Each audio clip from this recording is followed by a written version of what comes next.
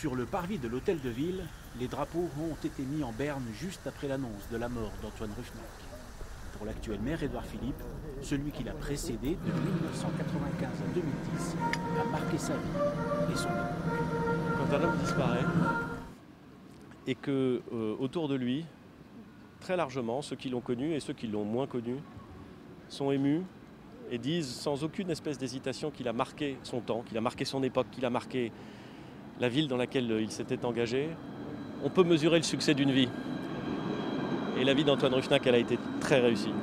Et voilà, je pense qu'il pouvait en être fier et d'une certaine façon, nous pouvons être fiers de ce qu'il nous a montré, de ce qu'il nous laisse.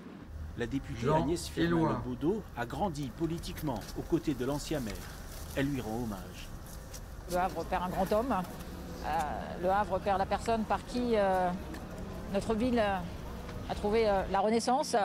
Et puis les Havraises et les Havrais seront comme moi tristes parce que grâce à Antoine Ruffnac, nous avons tous retrouvé notre fierté d'être Havraises et d'être Havrais. Donc aujourd'hui, le Havre est triste. Les communistes aussi saluent celui qui a su prôner l'unité des Havrais quand il le fallait. Ça fait drôle de dire qu'Antoine Ruffnac était un rassembleur, mais je pense que ça l'était réellement. C'est-à-dire qu'il avait compris que l'intérêt général passait avant sa couleur politique, etc. Mais Antoine Ruffnac avait compris ça, que devant l'État, devant les ministères, on était beaucoup plus fort si, avec nos différences et grâce à nos différences, on pouvait parler d'une même voix dans l'intérêt du territoire. Il disait que c'était ça notre force. Et les Havrais, de droite ou de gauche, ont de l'estime pour l'ancien maire. Moi, c'était un type étonnant. C'est un type très brillant, très cultivé, très drôle.